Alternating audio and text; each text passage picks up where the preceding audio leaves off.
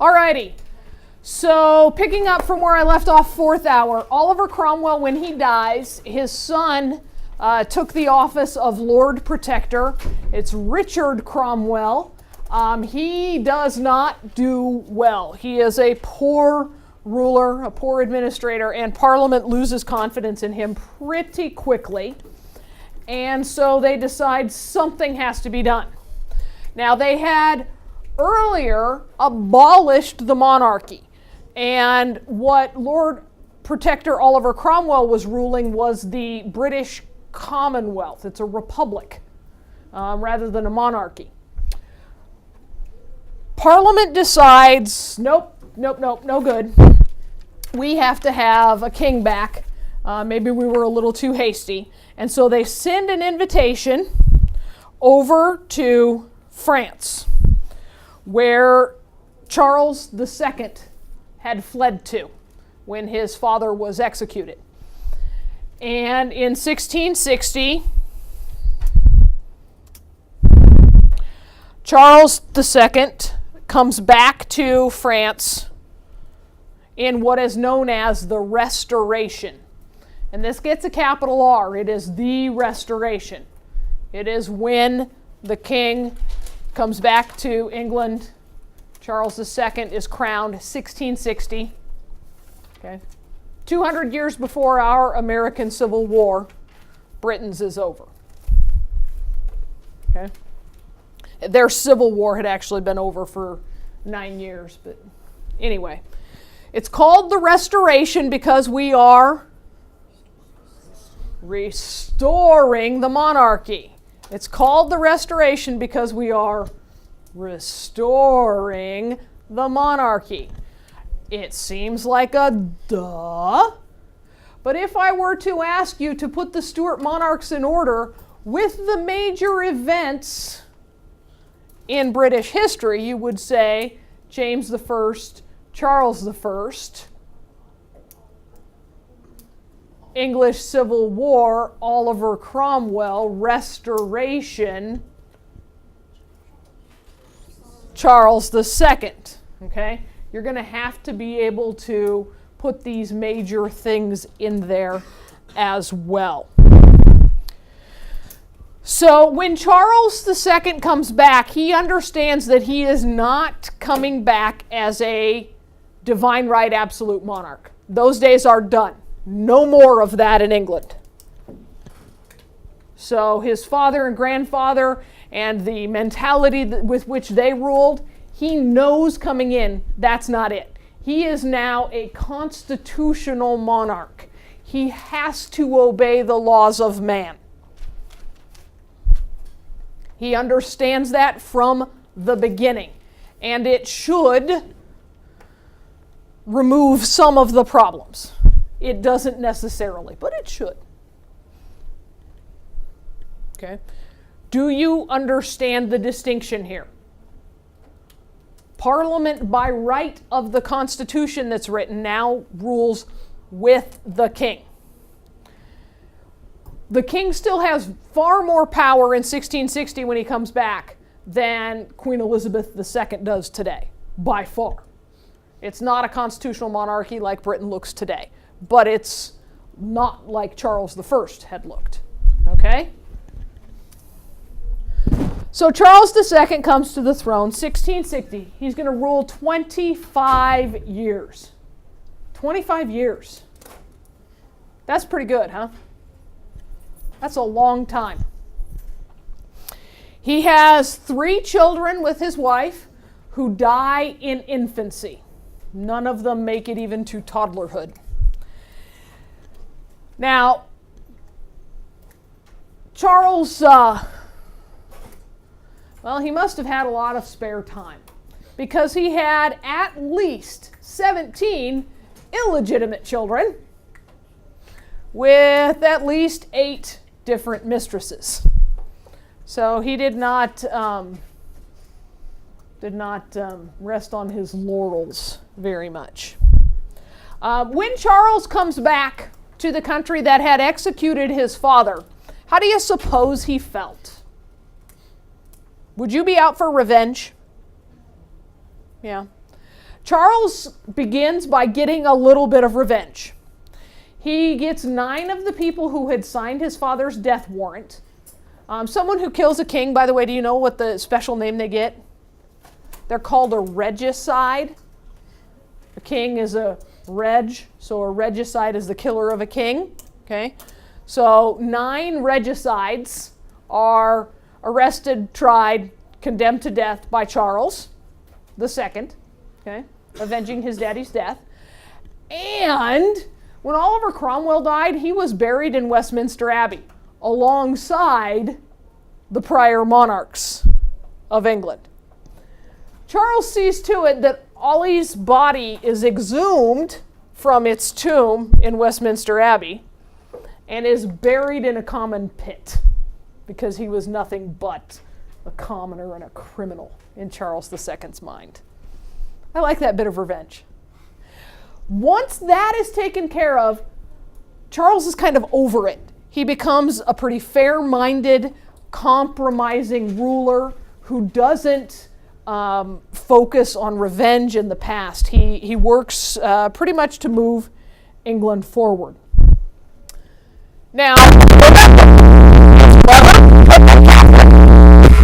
and when he fled, he went first to Scotland during his conflict. And then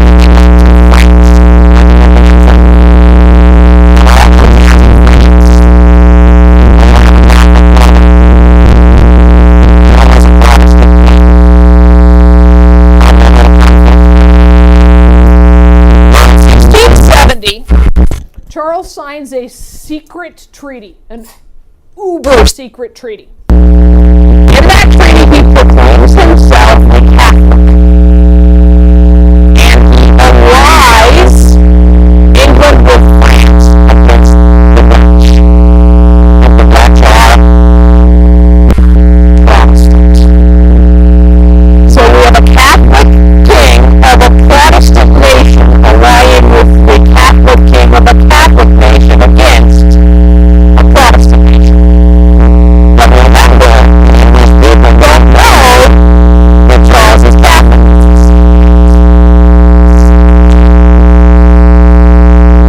Dutch.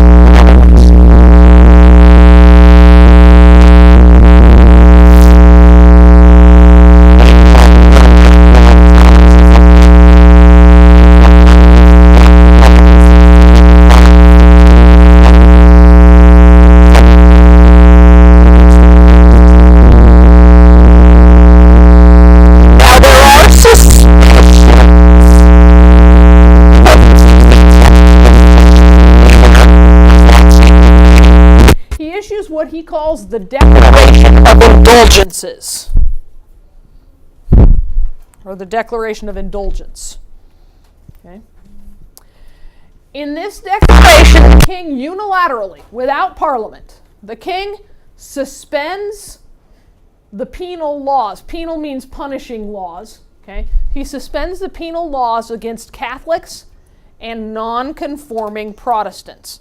What's a non-conforming Protestant? It's a Protestant who doesn't go to Anglican services. You remember how they were going to be fined and taxed? So the Declaration of Indulgence in 1670 suspends those laws. Why would a king do that if he were a good and loyal Protestant? This is what all of England wonders, and especially Parliament. In 1673, he's forced to revoke the Declaration of Indulgence. There is a lot of pretty strong anti-Catholic feeling in England. They are not loved, they are not valued. When Parliament makes Charles II rescind the Declaration of Indulgence, they also pass a law called the Test Act. The Test Act. The Test Act is to keep Roman Catholics out of government, most specifically out of Parliament. The Test Act requires 2 things of anyone who is going to take government office. Two things. First, an individual going to take government office in England after the Test Act must deny transubstantiation. I will explain it to you after you get it written down. They must deny transubstantiation.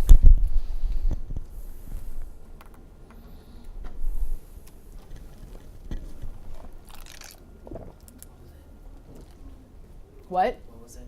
Deny. Transubstantiation. Look up once in a while, Cole. It's all good. Okay. Transubstantiation has to do with Catholic communion. Okay? How many of you understand communion? We got a general yes? Okay. Bread and the wine, the bread and the grape juice? Okay.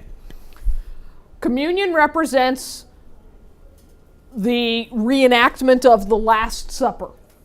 When Jesus said, "Here is my blood, drink of it. Here is my flesh, eat of it. Remember me."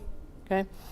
In Catholicism, Catholics believe that when the communion is consecrated, it transubstantiates and becomes the actual blood of Christ and flesh of Christ. Okay? So, first thing you have to do to take office after the Test Act is deny transubstantiation. Can a Catholic do that? No. Second thing the Test Act requires of you: take Anglican communion.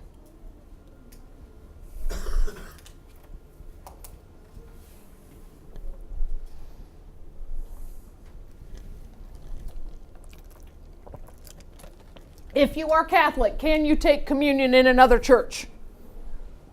No. You cannot. That is like a ticket on the express train to hell, right? Pretty much. But what, you wouldn't even get there if you were a Catholic because you wouldn't have been able to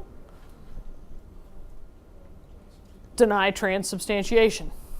So this is, the Test Act is testing what? Yeah, testing for Catholicism. Okay, it is, I kind of think of it as the modern day, or the old times version of the drug test. I don't want to hire somebody who uses drugs today, so I require that they go pee in a cup and sign a statement that says they don't use illegal substances. Okay, pee in a cup, deny transubstantiation, sign a statement saying I don't use illegal substances, take Anglican communion. I am testing for what I do not want in government. Okay? So this is a jab at Catholics, a jab at the Declaration of Indulgences, because Parliament has said, take it back, King Charles II, no toleration of Catholics. Oh, and by the way, let's make extra sure that we don't have any Catholics in government. Okay? Double smack. Got it? Subsequent to the Test Act, it is by this time kind of clear, Charles II and his wife are getting up there in years, and it is clear that there is not going to be an heir from them to the throne. And they've already looked at the family tree, and it's pretty clear that little brother James is going to have to come to the throne. Now, James was 15 when Daddy was executed. And James has lived in exile in France since then. And James is out as a Catholic. He is known to be a Catholic. How excited is Parliament about this development? That Charles can't manage to produce an heir, and his Catholic brother is going to have to come to the throne. So after the Test Act gets through, Parliament keeps trying to pass laws excluding James from the throne. They keep proposing exclusion acts. We don't want a Catholic on the throne, let's find another way. They don't get any through. And so James II will become our Catholic king of England upon his brother's death in 1685. James is about 50 at this time. I think he's 51. Okay? He is Roman Catholic. When he fled England, when his father was executed, he was 15 years old, and he had to flee England dressed as a girl in order to make it out of the country. Because they also wanted to kill the kids, just to be sure. As a Roman Catholic, he tries to get toleration in place in England. Let me give you a little frame of reference. 1685 is the same year that Louis XIV of France revokes the Edict of Nantes. 1685 is the same year Louis XIV of France revokes the Edict of Nantes, which removed protections for whom? Protestants. The same year, a Catholic king comes to the throne in a Protestant nation. People are nervous. And then James goes about trying to appoint Catholics to office and trying to put in place laws that grant privileges to Catholics and remove restrictions on Catholics. He finally convinces Parliament that he's not such a bad guy. And in 1687, they kind of let him get away with his declaration of indulgences. Okay? He puts one out there. Remember, Charles II had put one out that was forced to be revoked. James does the same. His aims at more religious toleration. It's not perfect, but it's more. Anyway,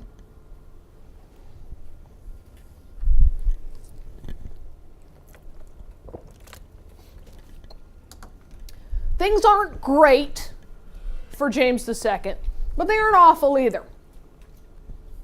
He's gotten remarried. His first wife had died. He marries again, and she's pregnant. And all of England is like, oh, baby, but what's it going to be? It's going to be Catholic. That's okay. If it's a girl, we don't have to worry about it.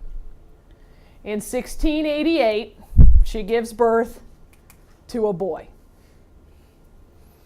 And England universally goes, oh, crap. Or I suppose being English, they would say something like, oh, bugger, or oh, bloody hell, right? Now we have a male heir to the throne by blood who is Catholic. We could put up with this little brother business just to get us through, so we had a king, but now he's got a Catholic heir, and that just can't be. He's pretty widely opposed in Parliament over the whole being Catholic and trying to get religious toleration for Catholics thing. And so Parliament writes a letter to the next best thing. They write a letter to his cousin, Mary II of Orange, and her husband, William III. And Parliament invites them to come over and take the throne of England. James II is still king, folks. He's still sitting on the throne. And Parliament invites some other friends over to play. And James is like, what?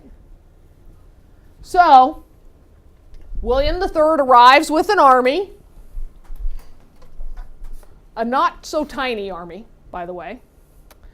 And James kind of sizes things up and goes, yeah, been fun, see ya. And he abdicates. And he goes to Ireland. He's going to try and raise an army in Ireland because the Irish are widely known to be Catholic. And he's not hugely popular there. It doesn't work. And so he's going to live the rest of his life in exile. His son will grow up and be known as James the Pretender. He'll try and get his hands on the throne, but it's not going to work out for him either. So after William is secured England, Mary comes over and they are crowned William III and Mary II.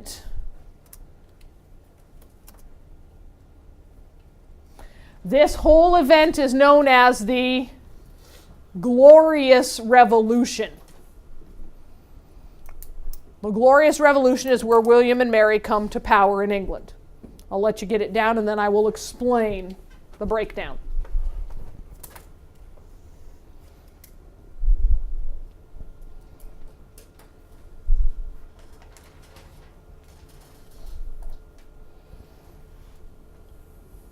A revolution is a change in government, right?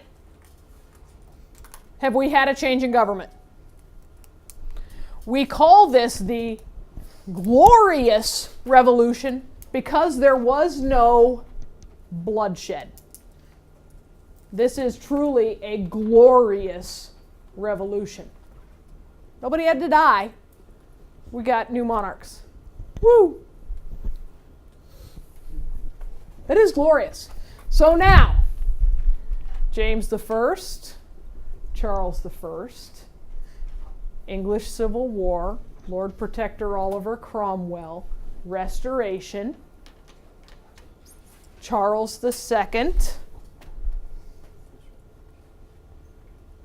James II, Glorious Revolution, William III and Mary II, followed by Anne. You've got the basics. Okay.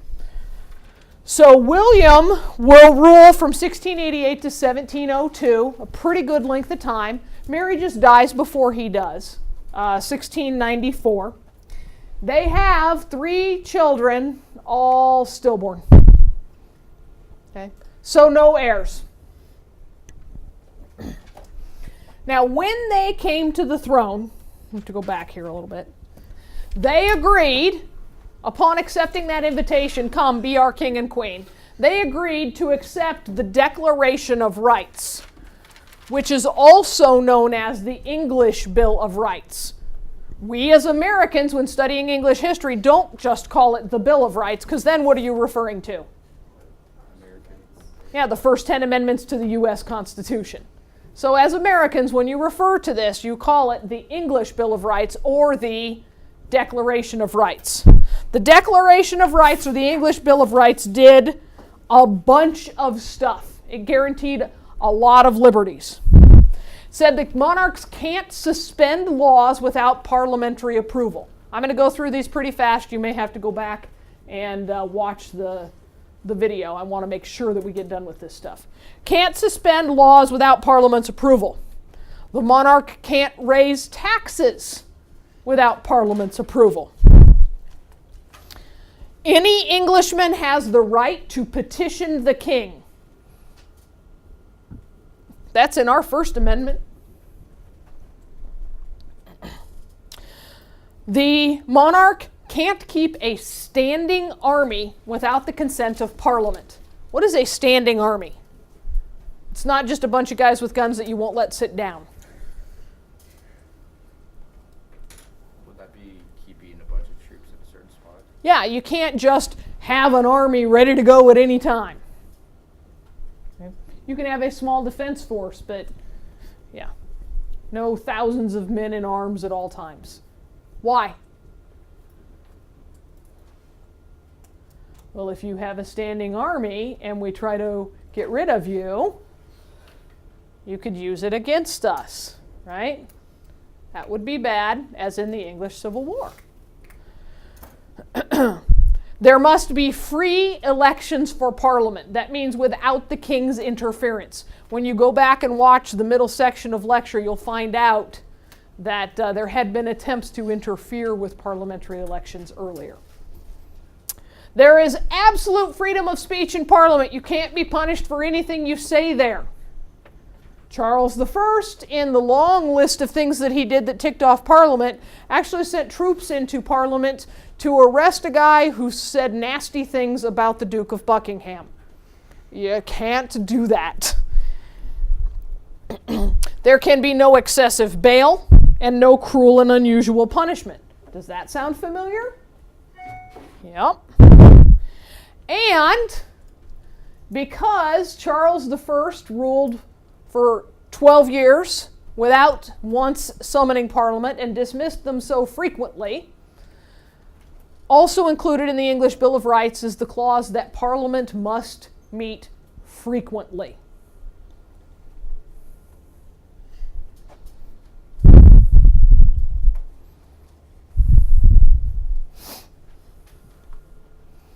That is also in some ways a restriction on Parliament itself, because there was the short Parliament where Parliament met for 3 weeks under Charles, and then he ruled for 12 years without them, and then when Parliament was summoned, they refused to be dismissed and met continuously for 13 years.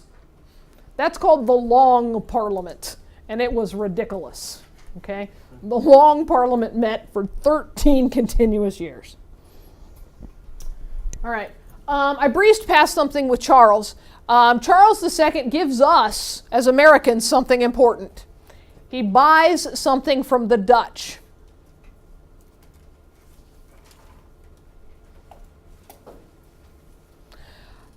Charles was also the Duke of York. And he bought something significant to Americans. Matt? New York. He bought New York from the Dutch. This is Charles II. Charles II. He has an impact even though he's only there 3 years. He buys it from the Dutch and he renames New Amsterdam, as they had called it, New York, because he was the Duke of York. Duke of York. No? No? All right, thanks for the face vision. I got it.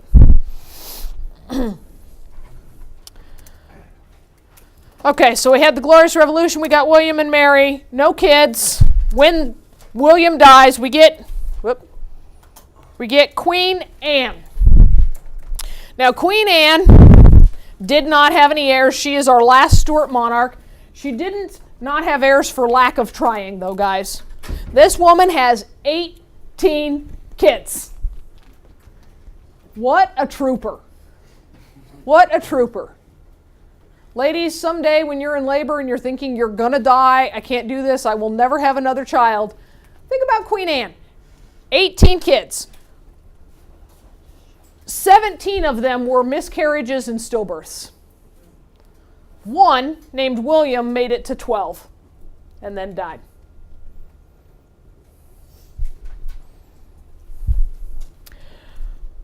During her reign, which is 1702 to 1714, during her reign, the War of the Spanish Succession is fought. Do you remember this one from when we talked about it in France? Okay. She kind of gets suckered into this. She wasn't a strong monarch, and she kind of went with the flow on that one. I don't have a slide for it, but you should know because it's very significant in English history. In 1707, 5 years after she takes the throne, a law is passed called the Act of Union. The Act of Union. This is when England becomes Great Britain, because the Act of Union married England and Scotland.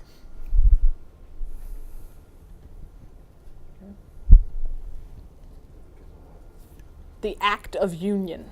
England and Scotland become one as Great Britain. The book gives you a little information about how politics change in England under this new constitutional system. We have political parties developed for the first time. In England, they're called the Whigs and the Tories. You should already have that in your notes. The cabinet is put in place to advise the monarch. We had the Privy Council before the Civil War under Charles and prior monarchs. Now, the cabinet is a group of officials recommended by and approved by Parliament, headed by whom? The Prime Minister. Okay, not chosen by the king.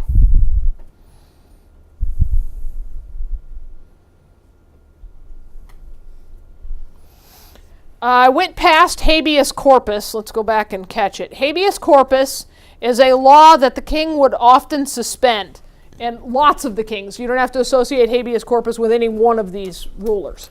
Habeas corpus simply means a suspension of the body of the law, meaning when there's habeas corpus, I can do what I want. And this is how people get thrown in jail and no trial. People just get rounded up because they were in the wrong place at the wrong time. They weren't necessarily breaking a law. I just need to reestablish calm and order. It usually happens, habeas corpus is suspended in times of great discord.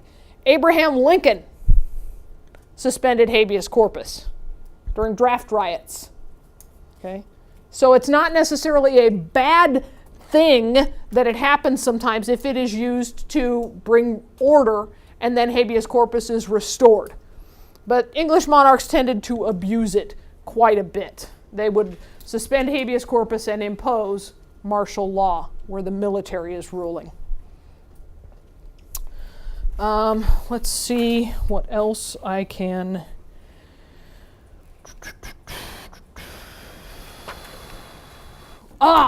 Oliver Cromwell is, in today's modern interpretation of English history, often viewed as a villain. I think Oliver Cromwell is much more kind of a victim of his times. He doesn't set out to say, I want to overthrow the King of England. He happens to be a leader of the parliamentarians who are opposing Charles I's many abuses of power. Oliver Cromwell is not necessarily a general, but he becomes a military leader. He leads the Roundhead or parliamentarian army. And he leads them well enough that they win. There isn't really a victorious side in the English Civil War. What ends it is that Charles I gets himself captured. Then he's put on trial for treason and executed. Parliament ruled for about 3 years after that, and it was a mess. A mess. And they decided that rule by the many wouldn't work, and they had tried oligarchy, rule by the few. And so that's when they offered Oliver Cromwell the title of Lord Protector. Under that title, he had almost dictatorial power. Parliament pretty much rubber-stamped anything he wanted. Now, at that time, Parliament had abolished the monarchy. Oliver Cromwell's a fairly decent guy when you consider this. Parliament offers to make him king. Wouldn't that be tempting? Cromwell says, too much bloodshed, too many lives lost, too much pain. I won't do that. And so instead, they make him Lord Protector for life.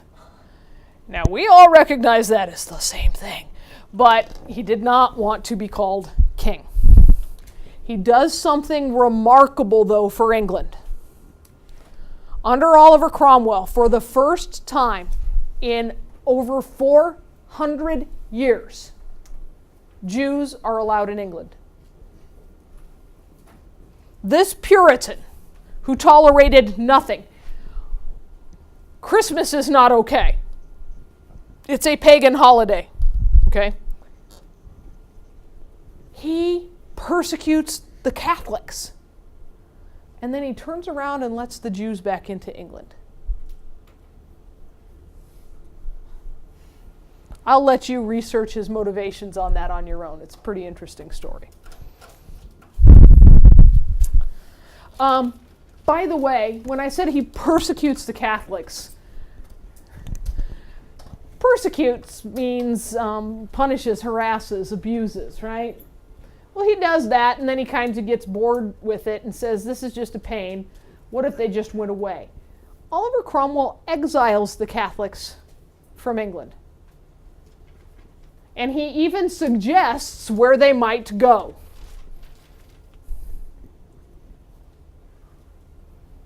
He offers them Ireland.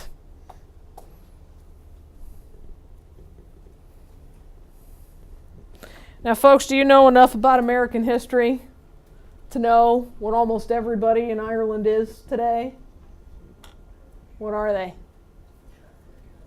And what were they as a result during the potato famine when we got the huge influx of Catholic immigrants in the 1880s and 90s?